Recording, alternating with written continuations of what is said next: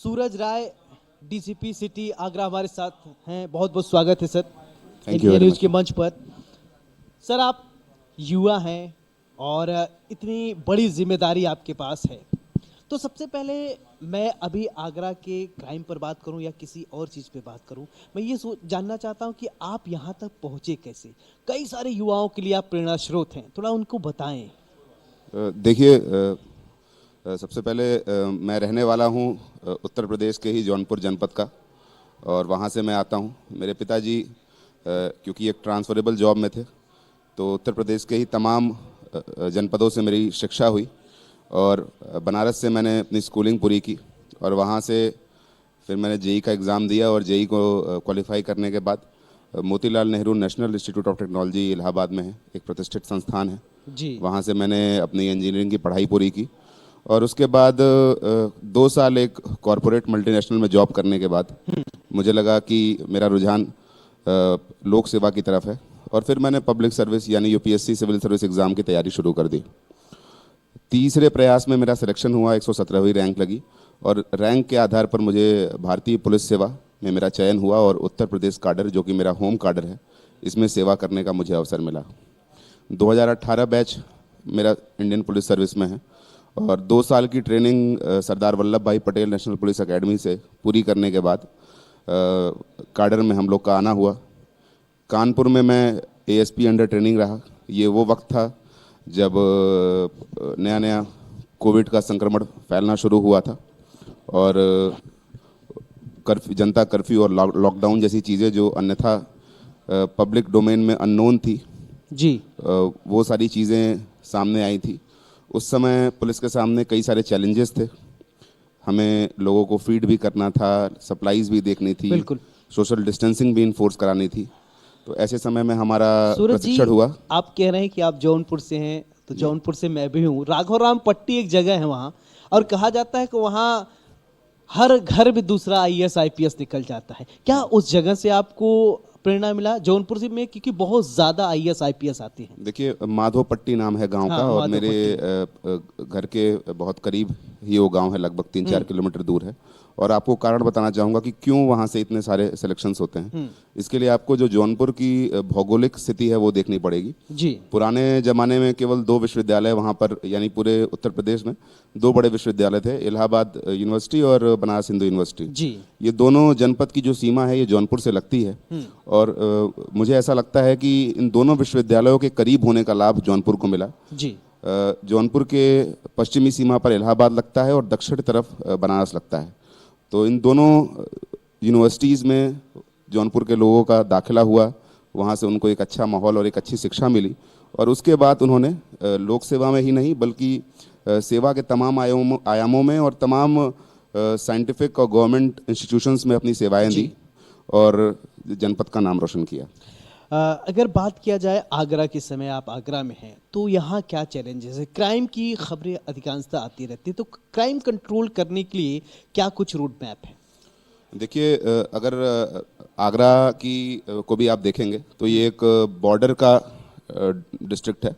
2 राज्यों से, मध्य प्रदेश और राजस्थान से आगरा की बॉर्डर लगती है। जी। और लगभग अभी करीब 1 साल हुआ है कमिश्नरेट प्रणाली यहाँ पर लागू हुए, और ये कमिश्नरेट सिस्टम जो है अभी यहाँ पर अपने रूट्स खोज रहा है, अभी इस्टेब्लिश हो रहा है। और पिछले 1 सालों में बहुत मुझे लगता है कि कुछ बहुत बड़े बड़े काम हुए हैं जो लॉ एंड ऑर्डर और क्राइम की दिशा में हुए हैं। और जो माननीय मुख्यमंत्री जी का इसमें इसकी मंशा है, शासन की मंशा है कमिश्नरेट के माध्यम से, कि जो लोग हैं, आम जन हैं, उनको सहूलियत पहुँचे, उस दिशा में भी कमिश्नरेट ने काम किया है। अभी पिछले दिनों मैं एक उदाहरण देना चाहूँगा, ऐसे तो बहुत सारे इवेंट्स हुए।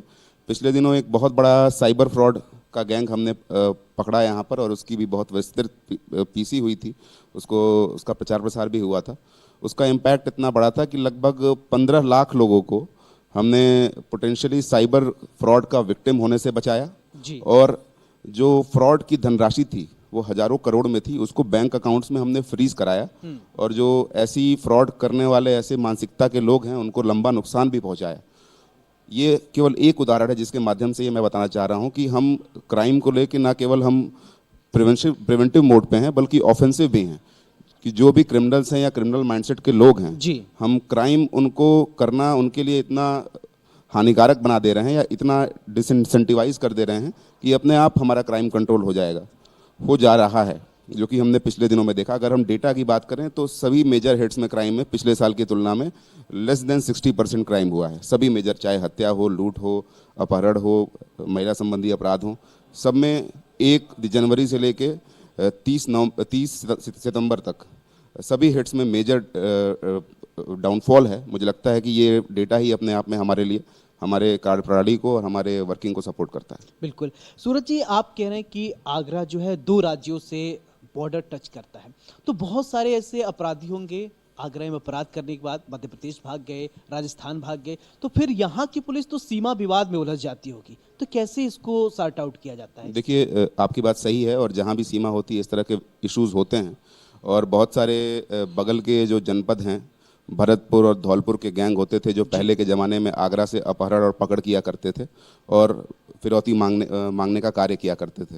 लेकिन आप सभी यहाँ पर हैं और आप सबको पता है कि पिछले 2 सालों में ऐसी कोई मेजर घटना घटित नहीं हुई है। और एक संदेश बाहर के अपराधियों में गया है कि यदि उत्तर प्रदेश में घुसकर वो क्राइम करेंगे तो उनके लिए बड़ा ऑफेंसिव एक्शन हो जाएगा, तो स्वतः वो यहाँ की सीमा में प्रवेश करके कार्य नहीं कर रहे हैं। हमारे पास सूचना भी है, बहुत सारे क्रॉस बॉर्डर गैंग्स एक्टिव भी हैं, लेकिन वो समहाउ आगरा में या उत्तर प्रदेश की सीमा में घुस के कोई इस तरह का कार्य करने की उनके अंदर हिम्मत नहीं हो पा रही है।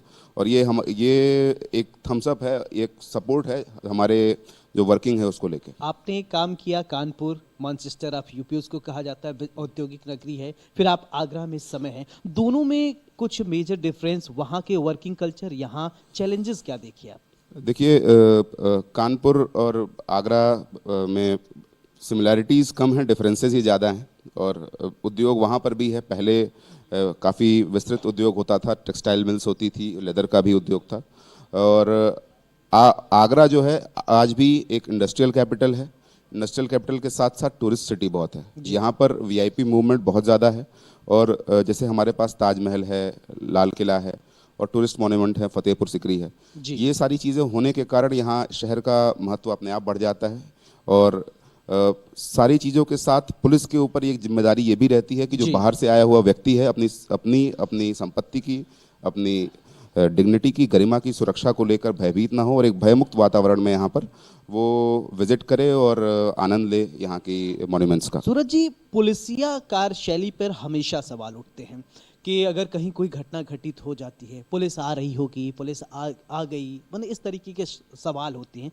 इसके अलावा आप पर क्या पॉलिटिकल भी दबाव होता है या कभी कभी ऐसा होता है कि काम करने में बहुत ज़्यादा डिले हो जाता है? घटना होने के बाद कहते हैं ना, एक पुलिस हमेशा जो है देर से आती है। ये जो एक परिपाटी चली आई है, इसको कैसे इम्प्रूव किया जाए? अगर पुलिसिया तंत्र को और मजबूत करना है, कमी कहाँ आप देख रहे हैं? देखिए, इम्प्रूवमेंट तो एक सतत प्रोसेस है और कई सारी चीज़ें मैं आपको फिर एक बार डेटा कोट करके एग्जांपल देना चाहूँगा जी। 112 की गाड़ियाँ आपने देखी होंगी, हमारी होती हैं, अगर आप कॉल करें तो वो पहुँचती हैं मौके पे। आगरा शहर के अंदर 112 की गाड़ियों का average response time 6 minute 34 second है पिछले महीने का। इसमें देहात भी है और शहर भी है। मतलब देहात में लगभग 8-9 मिनट के आसपास लगता है और अगर आप शहर से कॉल करते हैं तो आपको 3 से 4 मिनट में गाड़ी यहाँ पहुँच जाएगी। मुझे लगता है कि लिमिटेड संसाधनों में ये एक बहुत ज़बरदस्त रिस्पांस टाइम है। वैसे ऑलरेडी हम काम कर रहे हैं इसको भी इम्प्रूव करने पर, लेकिन ऐसी जब चीज़ें होती हैं, कम से कम हमको ये एक आम जन को एक ये अश्योरेंस होता है कि कुछ भी होगा हम 112 पे कॉल करेंगे, हमको हेल्प मिलेगी। सर, आप मेरे बगल में बैठे हैं और यहाँ आईपीएस लिखा है, और कितने बच्चे होंगे जो सोचते हैं कि नहीं, मैं आपके जैसा बनना चाहता हूँ, और आप हमारे गृह जनपद से भी हैं, तो बहुत सारे से जौनपुर के लोग होंगे या प्रदेश के जहाँ भी आप वर्क करते हैं, आपको देखते होंगे, आपसे प्रेरणा लेते हो। वो कैसे तैयारी करें, उसके विषय में थोड़ा बताइए। देखिए, यूपीएससी सिविल सर्विस ऐसे तो एक बहुत विस्तृत एग्ज़ाम है। पूरे लगभग जो एग्ज़ाम की प्रक्रिया है ये 1 साल में पूरी होती है। 3 चरणों में ये परीक्षा होती है। सबसे पहले प्रीलिम्स होता है जी। मेंस एक विस्तृत 9 पेपर होते हैं जिसमें से 7 पेपर्स के मार्क्स काउंट होते हैं। 2 कंपलसरी पेपर हैं जो क्वालिफाई करने होते हैं और फिर पर्सनालिटी टेस्ट यानी इंटरव्यू होता है जी। परीक्षा प्रक्रिया की बात करें तो उसके बारे में इंटरनेट पर सिलेबस क्या है, क्या किताबें पढ़नी हैं, वो बहुत सारी चीज़ें मिल जाएंगी। बट अपनी तरफ से जो मोटी मोटी बातें मैं एस्पिरेंट्स को बताना चाहूँगा, जी। जो बहुत ज़रूरी हैं। 3-4 चीज़ें हैं जो यदि आपके अंदर है तो आपकी सिलेक्शन की संभावनाएं बहुत अच्छी हैं, मेरे हिसाब से, जो मेरे अनुभव में है। सबसे पहले तो क्योंकि ये एक बहुत मुश्किल एग्ज़ाम है और कंपटीशन का स्तर बहुत ज़्यादा है, तो आपके अंदर अपने आप को लेके एक अपने ऊपर भरोसा, और मैं कहूँगा कि केवल भरोसा नहीं, अपने ऊपर पागलपन की हद तक भरोसा होना चाहिए कि आप अपने आप को बैक करते रहें, तभी आप इस एग्ज़ाम में सर्वाइव कर पाएंगे। दूसरा, आपको सिलेबस और एग्ज़ाम की समझ, सूझबूझ आपके पास होना चाहिए, धैर्य होना चाहिए, और एक अच्छी रणनीति होनी चाहिए कि इस एग्ज़ाम को हमें कैसे अप्रोच करना है, क्योंकि सिलेबस इतना बड़ा है कि पढ़ते पढ़ते कई बार साल निकल जाते हैं और आपको ये महसूस भी नहीं होता है कि हमारी तैयारी पूरी है। तो इन सारी 3-4 चीज़ों को अगर हम साथ रखें और डेडिकेटेड होकर मेहनत करते रहें तो हमारी अच्छी संभावना है इस एग्ज़ाम को आपने क्लियर करने देखा की। होगा इलाहाबाद में बहुत सारे आपके ऐसे सहयोगी रहे होंगे या ऐसे कलीग्स रहे होंगे जिनके साथ आपने पढ़ाई किया है, कलीग्स नहीं तो कह सकते, जो आपके साथ सहपाठी रहे हैं। ऐसे सहपाठी रहे होंगे जो तैयारी करते रह गए लेकिन वो उनका हो नहीं पाया सिलेक्शन। तो कमी कहाँ रहती है जो सेलेक्ट नहीं हो पाते लोग? देखिए, अब ये कहना बड़ा मुश्किल है, क्योंकि मुझे लगता है सीरियस एस्पिरेंट्स बहुत ज़्यादा हैं जी। और सीटें इस एग्ज़ाम में लगभग 1000 से भी कम हैं। तो सिलेक्शंस तो जो हैं वो 600, 700, 800 ही होने हैं। हाँ। और रिजेक्शन बाकी लोगों का तो होना ही है। हाँ। कई बार आपका एग्ज़ाम के दिन का परफॉर्मेंस अच्छा नहीं होता है, तैयारी अच्छी है लेकिन उस दिन आप उतना अच्छा नहीं कर पाते हैं। कई बार आप नर्वस हो जाते हैं, कई बार आपके ऑप्शनल जो सब्जेक्ट हैं उसमें उतने अच्छे मार्क्स स्कोर नहीं होते हैं, 7 में से कोई 1-2 पेपर भी खराब हो जाता है तो आप बाहर हो जाते हैं। तो जैसा मैंने बताया कि एक बहुत मुश्किल कंपटीशन है और इसमें थ्रू आउट द ईयर, पूरे साल के दौरान आपको अपना बेस्ट परफॉर्म करते रहना होगा, तभी सिलेक्शन की संभावनाएं बढ़ेंगी। सूरज जी, एक सवाल ये, क्योंकि आप बहुत ज़्यादा सफल हैं और पढ़ते सब हैं लेकिन पढ़ें कैसे, ये सबसे बड़ा सवाल हो जाता है, क्योंकि आपने जैसा बताया कि बहुत लेंदी सिलेबस होता है, पढ़ नहीं पाते हैं। तो इतना समुद्र से कुछ बाल्टी पानी ही निकालना है और सारा समुद्र तो अपने अंदर हम डाल नहीं पाएंगे। एनसीईआरटी के बहुत सारे जो किताबें आई हैं और इसके बाद कहते हैं कि पेपर रोज पढ़ना चाहिए। क्या ये सब बातें मान्य है कि 12th तक आपने एनसीईआरटी क्लियर किया तो यहाँ से एनसीईआरटी को लेकर बहुत सारी परिपाटी लोग गाँव में बच्चों में रहता है कि आप पहले एनसीईआरटी की किताबें पढ़िए फिर इसके बाद सिविल सर्विसेज में जाइए, ऐसा है क्या? देखिए, जो सिलेबस यूपीएससी ने दिया हुआ है उसमें एक बात है कि जो भी आपके आसपास घटित हो रहा है एक आम नागरिक के तौर पे, उसकी आपको समझ होनी चाहिए, चाहे वो विज्ञान से संबंधित हो, इतिहास से संबंधित हो, भूगोल से हो, अर्थशास्त्र से हो। अब उसकी समझ के लिए जो एनसीईआरटी की किताबें होती हैं बहुत ही कम पतले पन्नों में, 100-200 पन्नों में उन चीज़ों को सबसे अच्छा समझाने का काम एनसीईआरटी की किताबें करती हैं। जी। समाचार पत्र इसलिए ज़रूरी है क्योंकि देश विदेश में जो भी घटनाएं हो रही हैं कई बार उससे संबंधित भी सवाल पूछे जाते हैं। जी। जैसे अभी एशियन गेम्स चल रहे हैं जी। तो यूपीएससी इससे डायरेक्ट सवाल ना पूछ के इस पे एक थिंकिंग वाला सवाल पूछ के आपकी सोचने और समझने की क्षमता को टेस्ट करता है। बिल्कुल। ठीक है, तो इस तरह से अखबार पढ़ना और केवल पढ़ना नहीं, उसको समझ के एनालाइज करके रखना बिल्कुल। वो जरूरी आपने है। जो बातें बताई, हमारी लाखों करोड़ों दर्शक ने जो उत्तर प्रदेश उत्तराखंड देख रहे होंगे वो समझे होंगे, बहुत सारे ऐसे स्टूडेंट्स हैं जो आपको देख रहे होंगे वो समझे होंगे, लेकिन आगरा के लिए आप क्या संदेश देना चाहते हैं इस मंच के माध्यम से, आप दे सकते हैं। देखिए, लगातार हम आगरा के तमाम संस्थानों में, स्कूलों में, विद्यालयों में जा भी रहे हैं। अभी जो एक मेजर हमारा कंसर्न है सभी लोगों को लेके, वो साइबर क्राइम और साइबर फ्रॉड है। जी। तो आप सभी से जो एक नया संदेश है, हमारी एक साइबर क्राइम की एक पूरा मैनुअल है जिसमें आपके लिए तमाम छोटी बड़ी बातें हैं, क्योंकि आज के डेट में हम सभी मोबाइल फ़ोन का इस्तेमाल कर रहे हैं, इंटरनेट का इस्तेमाल कर रहे हैं और हम सभी अपने अपने कैपेसिटी में साइबर स्पेस पे मौजूद हैं। उस साइबर स्पेस में मौजूद होने के दौरान हमारे साथ कोई घटना न घटित हो, हमारे साथ कोई फ्रॉड ना हो, कोई ऐसी चीज़ ना हो कि हमारी सुरक्षा, हमारी डेटा की प्राइवेसी वो बाधित हो या उस पर किसी भी तरह का खतरा उत्पन्न हो। तो हम जब भी अपने आप को साइबर स्पेस में कंडक्ट करें तो बहुत रिस्पॉन्सिबली कंडक्ट करें। अपने मोबाइल फ़ोन में जितनी भी ऐप्स हैं उनकी परमिशंस को एक बार रिव्यू कर लें, किसी भी अननोन लिंक पे क्लिक ना करें।